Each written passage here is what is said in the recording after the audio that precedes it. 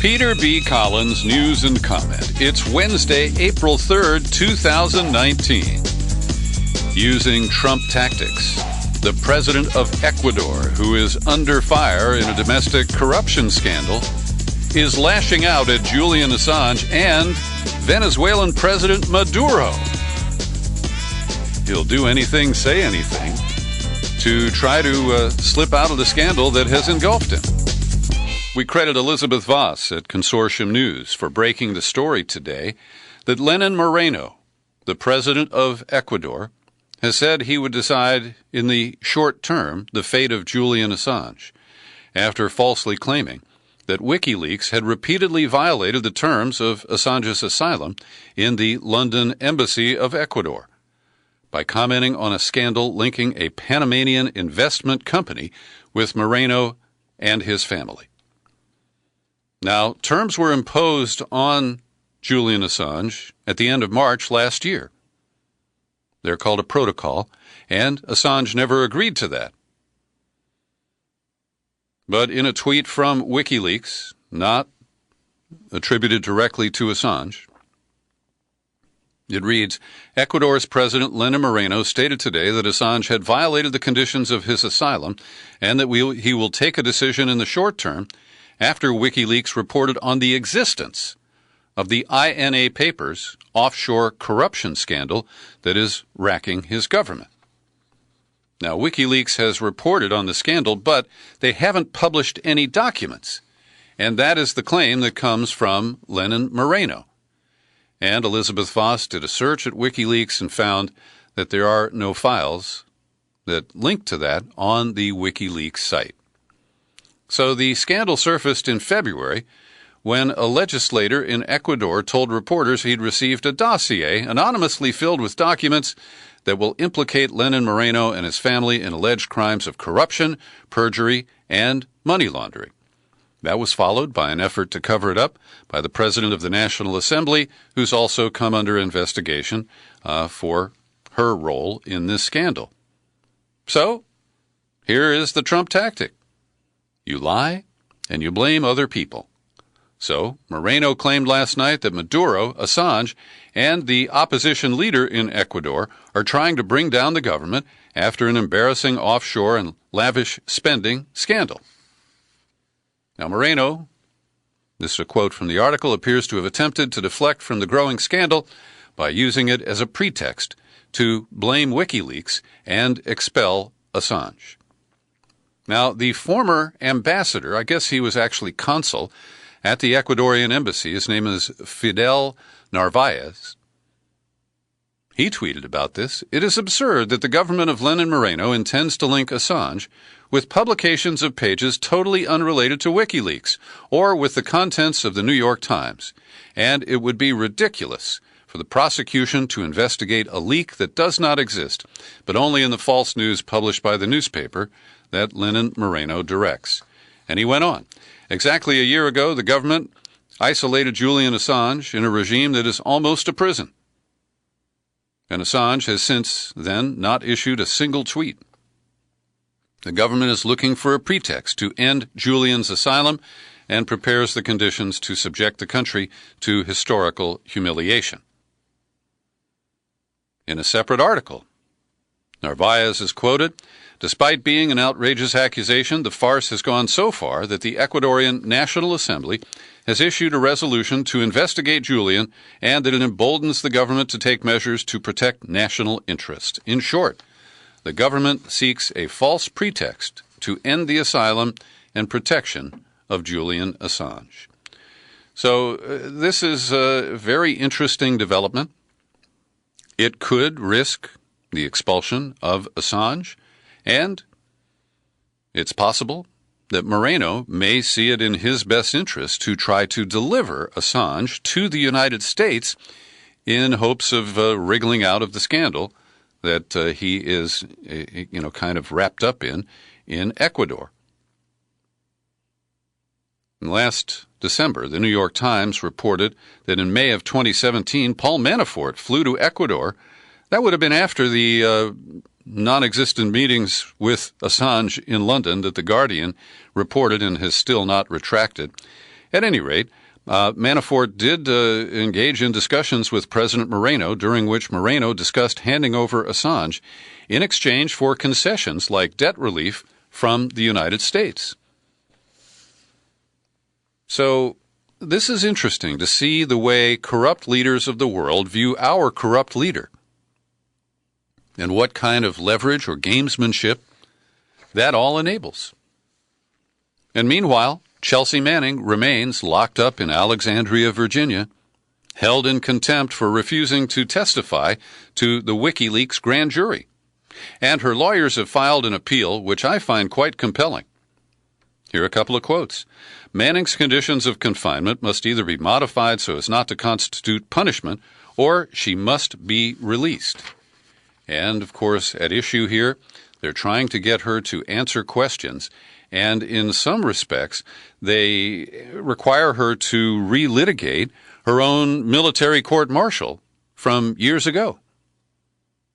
Now, the attorneys argue, quote, Manning has been kept in solitary for nearly a year during her confinement at Quantico. She was kept, As a result of studying her case, a UN Special Rapporteur on Torture issued reports defining solitary confinement as tantamount to torture after it becomes prolonged, and he defined prolonged as more than 15 days. Continuing to quote the appeal, while Manning objects on humanitarian grounds to anyone enduring such treatment, she recognizes that it is likely lawful for the jail to segregate people who are being subject to punishment. Now, they say that her solitary is for her own protection. But this does cross the line into a form of punishment, and that does not comport with the regulations of contempt of court. Manning has raised grave concerns about whether the jail could accommodate her daily post-surgery medical needs.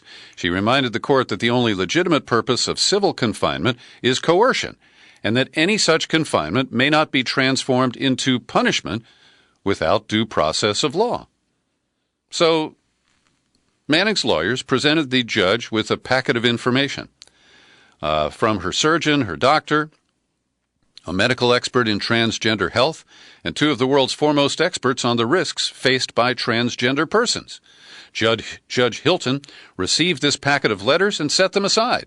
He did not read them prior to ruling. He didn't even flip through them or unfasten them from the binder clip, which they were secured by. And Manning mentioned that both Trump and Secretary of State Pompeo have expressed resentment toward Obama's decision to commute her sentence and suggested the subpoena that brought her into this whole dust-up may be a mechanism of exposure and harassment. Well, I hope the attorneys find a good appeals court and get a solid ruling in favor of her release. And AOC, Congresswoman Alexandria Ocasio-Cortez, has tweeted support for Chelsea Manning. Quote, solitary confinement is torture. Chelsea is being tortured for whistleblowing. She should be released on bail. Well, I want to say that I support the Congresswoman on this, and also I watched her town hall meeting hosted by Chris Hayes on MSNBC last Friday evening. I was really impressed with her.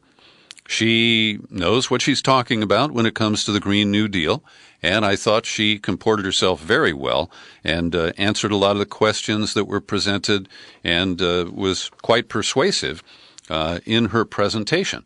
I am still waiting for her definitive statement on the U.S. position toward Venezuela, and the best I could find was praise for her calling Maduro a dictator, and that praise came from an anchor on Fox News. But I don't find any explicit statement from AOC on Venezuela in an online search.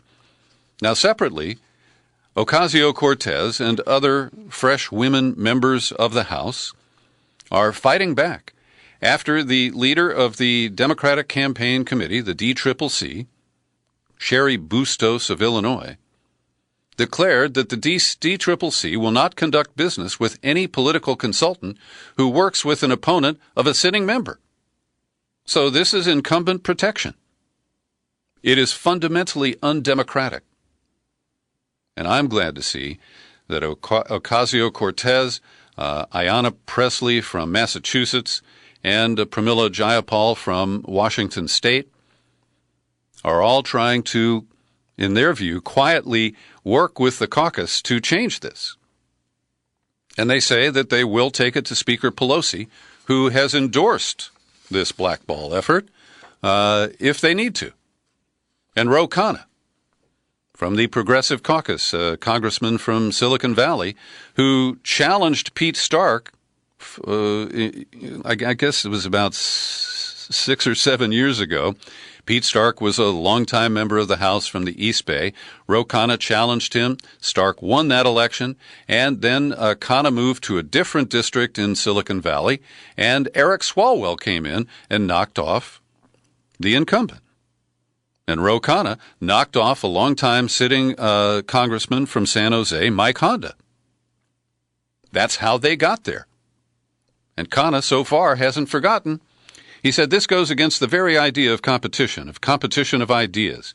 That's the heart of democracy. It's protecting the status quo and entrenched power against potential outside voices. What unites, I think, all these cases is the view that you should have a healthy competition of ideas and welcome spirited elections. And trying to squelch that is why this has struck such a nerve. So you may have heard that George Clooney, Elton John, and Ellen DeGeneres have all announced that they are boycotting the Beverly Hills Hotel and the Bel Air Hotel. It's because they are owned by Sultan Hassani Bolkiah, who is the leader of Brunei. And Brunei has announced a new draconian law that punishes gay sex and adultery by stoning offenders to death. Thieves can face amputation of a right hand on a first offense, left foot on their second. And the new laws also apply to children and foreigners, even if they're not Muslim. Now, I'm deeply offended by these laws. I support this boycott 100%. And we have a separate boycott that has been announced here in California in favor of defending the rights of LGBTQ persons. California's Attorney General, Javier Becerra, has named South Carolina as the 10th state that's being boycotted by California. It's a travel ban for government employees and elected officials. I also support this effort.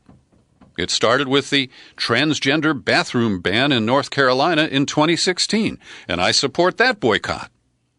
But why is it that I'm not supposed to boycott Israel? That I can't support boycott, divestment, and sanctions? And I hate to get into a kind of comparative misery or comparative risk analysis here. And I do take seriously what's happening in Brunei. But when you compare that to the plight of the Palestinians and a couple of million people who are locked down on the Gaza Strip and a million or so more on the West Bank, whose rights are routinely violated by the apartheid policies of the Israeli government. And yet political leaders of both parties support legislation to suppress my First Amendment right to engage in boycott of Israel. But it's okay to boycott retrograde states and the nation of Brunei. Sorry, that's not rational. And I don't believe it's constitutional. And speaking of Javier Becerra, he's a man I like and respect. He was a member of Congress for many years, and I interviewed him several times. He's smart, he's likable, but he's been on the wrong side of a dispute here in California. Last year, after years of effort, the state legislature passed and Governor Brown signed a law requiring the files of police misconduct to be open for public inspection. For years, they've been called personnel issues, and as bad cops were either disciplined or given a free pass by their bosses, the public was told, this is secret. You can't see it. So as the law went into effect January 1st, We saw a series of lawsuits from police officer unions and other associations saying, you can't allow that, it's not retroactive, you can't release files from 2 years ago or 5 years ago. And to his discredit, Javier Becerra supported the cops in keeping this information secret. And that position has been overruled in a precedent-setting decision by a state court of appeal. Only the state Supreme Court now could overturn that and rule in favor of the cops. You may have heard that Trump is getting ready to appoint an immigration czar. And one of the top candidates is Chris Kobach of Kansas. Greg Palast always reminds me that to use all three of those Ks because it kind of represents the mindset of the man who was Secretary of State, who ran the interstate cross-check list, and who has a history of being deeply racist. And in the article I've linked to, in the show file for today's podcast, Greg Palast opens with this. When the young Chris Kobach created a computer system for the Department of Homeland Security that secretly tracked visiting Muslims, President George W. Bush was so offended that he personally ordered the racially offensive program shut down. And now Kobach may have power over that department and all others dealing with immigrants. If Trump's reported consideration of him as immigration czar becomes a reality. And here are 4 quick points. Chris Kobach drafted Arizona's notorious SB 1070 law, the driving while brown law that was found unconstitutional by federal courts. He lost a federal suit for unconstitutionally requiring proof of citizenship to vote in Kansas. He directed the infamous interstate cross-check list that I referenced earlier, the vote purge system for 30 states, 10 of which have recently dropped out of participation.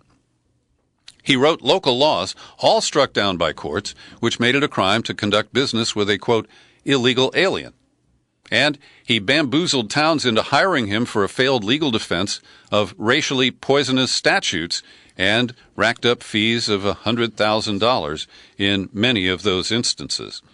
And Greg Palast goes on to document what you may have seen in his film, The Best Democracy Money Can Buy, when he ambushed Chris Kobach at some sort of a summer picnic and asked him about the cross-check list.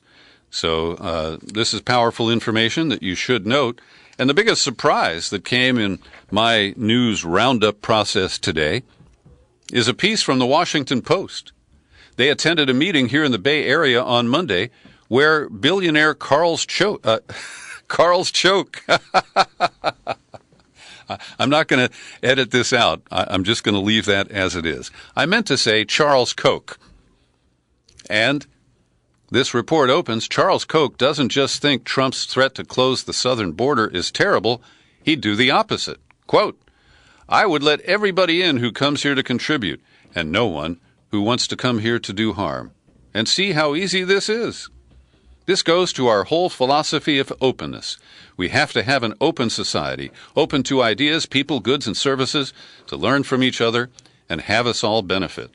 Now, consider that Charles Koch is the leading patron, the leading benefactor of Chris Kobach. And so imagine my surprise. It was a little bit of whiplash early this morning when I was reading these reports, both the Palast and the Washington Post. Another quote from Charles Koch. He complained that leaders in both parties agree that the immigration laws need to change, but they think it'll help the other party more, so they won't do it.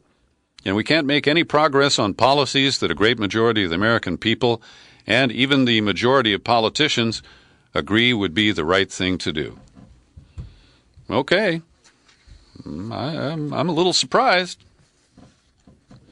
And speaking of elections, Adam Eichen, who I featured in a podcast about 6 weeks ago here, he is promoting the idea with Lawrence Lessig from Harvard to use ranked choice voting in the 2020 Democratic primary. Because there's so many candidates, Eichen makes the case that because the Democrats use proportional allocation of delegates and because they have a minimum threshold of 15%, voters who support candidates who don't beat the 15% threshold are essentially wasting their votes. And Eichen speculates that because Bernie Sanders and Joe Biden are the only ones who poll consistently above 15%, that if the election were held now, somewhere around 50% of the vote could fall into the wasted category. So he goes on to make a good argument that ranked choice voting, which allows you to list not only your top choice but additional choices, and then those can be folded into the vote count if nobody achieves a clear majority. I think it is a very interesting proposal, and the caucus states appear to be the first places where this might be implemented. The Iowa Democratic Party proposed using ranked choice voting for those who cannot attend the in-person caucuses. Nevada, Hawaii, Alaska Democratic parties are integrating ranked choice voting in their delegate allocation plans, and I think that is a good idea. They're also gaining progress in getting this implemented in Maine, and in New Hampshire they had a really good hearing, but the bill ultimately failed to advance out of committee. So that's an interesting update from Adam Eichen. And I got a nice email yesterday accusing me of being a victim of Trump derangement syndrome. And this comes from Robert Blumen, a longtime listener, and a man who sends me very interesting articles from publications that I generally don't look at. And he opens by saying, look, as you know, I'm a big fan of your show. Let me preface by saying I have huge respect for the independent thinking people on the left who saw that the whole Russiagate thing was bullshit and took a contrary position for 2 years while the insanity raged, probably cost yourself something in terms of personal connections, friendships, and reputation. Yes, that's true. But I think you have a moderate case of Trump derangement syndrome. Not as serious as Rachel Maddow, probably curable. And he dings me on 2 points. One is the legitimacy of the Trump election. Whatever Trump did to win some states, are you going to count all the Democratic practices in other states? What about other elections where the Democratic candidates cheated better than the Republicans? Well, I acknowledge that both parties do indulge in election manipulation or rigging. But when it comes to the 2016 election, the Republicans were far and away ahead of the Democrats using voter suppression tactics. And then there was the count in Michigan, which, according to Greg Palast and others who've looked into it, there were 75,000 ballots where people voted for somebody in different offices, but it showed no vote for president. In Detroit. Yeah, right. Then he says, regarding impeachment, I'd say the same thing. The stuff you think is impeachable falls well below the noise level of what elected representatives do every day, and no one cares. I'm sorry, I don't agree, Robert, because the efforts by Trump to use Michael Cohen to pay hush money to the girls, I believe, is a clear impeachable offense. And it is something that is up to the members of Congress, the Democratic majority in the House, to decide. Because impeachment is not based on specific criminal statutes. And while he says you need something actually really serious to be impeachable, minor corruption is not enough, I don't agree. The standard is quite flexible, and it takes the political will to proceed. Thanks for your comments, Robert, and I do appreciate comments even when people don't agree with me. It's actually more interesting than reading Valentine's. So feel free to send your critiques or your agreement to peter@peterbcollins.com. And every day we like to pause for a second and thank the people who support my work with your subscriptions, including Carl Howard, Lyle Stewart. I'm turning the page here. I'm sorry, that was Lyle Rubin. Sorry, Mr. Rubin. Jerry in Southeast Portland, and our favorite Siri, not the one who answers my phone, Siri Walgren in far north California. Thanks to each and every one of you. If you're not a subscriber, we can fix that in just a minute. You could even pause this podcast right now. Visit peterbcollins.com. Click on menu, then click on Become a Subscriber, and very soon you can make your choice of $5, $10, $20 a month. The $50 annual subscription gets you a bonus book. And we currently have 2 options, Trump on the Couch by Dr. Justin Frank and 2100, A Dystopian Utopia. And I would love to pass Vanessa Keith's beautifully produced book, which projects a future adapting to climate change. I think you'd find it fascinating, and it's a great value. It's a $55 book, so for $50, you're saving a few. No surprise, Jerry Nadler, chairing the House Judiciary Committee, got authorization from the majority to issue subpoenas to get the Mueller report. But he is not going to implement it right away. I will give him some time to change his mind, said Nadler. But if we cannot reach an accommodation, we'll have no choice but to issue subpoenas for these materials. I think it's going to be a long battle over that. You probably heard yesterday's bizarre malaprop from Trump. He was talking about the origins of the Russiagate scandal. And 3 times he substituted the word oranges for origins. And, you can't make this stuff up. The guy's just an idiot. And we learned that over the weekend there was a breach of security at Mar-a-Lago, where Trump goes to hang out with his rich buddies and have them fawn all over him. And we know that it was disclosed after the Robert Kraft visit to the massage parlors for a happy ending. We learned about the woman named Cindy Yang, a Chinese native who was selling access to Trump on websites that have since been taken down. So this latest visit was from a woman from Shanghai, 32-year-old Yujing Zhang. She said, I want to use the pool. My friend Charles said I could. They let her in. And later, when she said she was there for some United Nations Chinese-American Association, a receptionist tipped off security, this woman's not legit. So then the Secret Service followed up. They found 4 cell phones, a laptop, an external hard drive, and a thumb drive that contained malicious software. Now, this just is another example of how reckless Trump is. And he doesn't care. I don't know what this woman was up to, but the Secret Service is really pissed, and they blame the Trump staff at Mar-a-Lago for the problem. Apple executive Andreas Gall has sued the Customs and Border Protection Unit at San Francisco International Airport. He had one of those global passes, but when he returned to SFO from an overseas business trip, he was detained by security officials. They demanded to open his phones and his laptop, and he said no. He said, because I have proprietary materials, and I've signed non-disclosure agreements not to let anybody see them. And the harassment that he received based on the lawsuit, he believes that he was detained and harassed because he has been outspoken on initiatives to prevent warrantless mass surveillance and spread the use of encryption. And he criticized the FBI for the efforts they spent to hack the phone of the alleged San Bernardino shooter.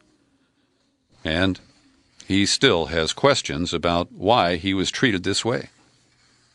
I want to recommend a great piece over at the Gray Zone Project today under the byline of a Venezuelan journalist, Misión Verdad. And she's done a great job of presenting a strong and compelling case that the electrical blackouts that have plagued Venezuela recently were the product of sabotage. And by really detailing the timeline of events, some of the commentary that came from people like Marco Rubio and John Bolton and Elliot Abrams, you can build a strong argument that it was sabotage, probably by the U.S., that has created the blackouts and the ripple effect. You can't buy gasoline, your ATM card doesn't work, the phone system goes down. And as Gray Zone pointed out in a previous article, this tactic is a part of the playbook that has been used by the U.S. government to train insurgents in other parts of the world. So, according to this article, In stage 1, they hacked the main computer and control systems at the biggest hydroelectric facility at the Guri Dam. Then they blew up transformers, and there also was the use, they say, of electromagnetic, I'm going to say that again, electromagnetic pulse devices. Now, that's a super weapon, and it's believed that the U.S. has them. So there's a lot of detail in this article. I hope you'll click on the link and follow it up and read it when you have an opportunity. And following up on our interesting interview with Aaron Leonard about the FBI and its dark history, I found a story. I've linked to it in the show file, and it is published by the Foundation for Economic Education. They list 8 historic cases that show the FBI and CIA were out of control long before Russiagate. Makes for good reading. Check it out. And finally today, I want to congratulate the voters of the city of Chicago, often called the second city. And it was the second city where I lived. I went to Northwestern University, and I worked in radio in Chicago in the 1970s. The Daily Machine is no longer operational because yesterday, voters elected a black woman who's a lesbian, a former federal prosecutor, Lori Lightfoot. She won overwhelmingly, 73% of the vote. It is a huge repudiation of the Democratic machine started by Richard J. Daley, later run by his son, and it was bequeathed to Rahm Emanuel. And this is an important step forward. And Ms. Lightfoot, Mayor Lightfoot now, was central to the investigation after the killing of Laquan McDonald. And I hope that she has a mandate to try to clean up the police department and also clean up the communities where gun violence is all too often a daily feature. Thanks for joining me today for my News and Comment podcast. You're free to share it far and wide. It's on YouTube, and I'm Peter B. Happy trails to you until we meet again. Happy trails to you. Keep smiling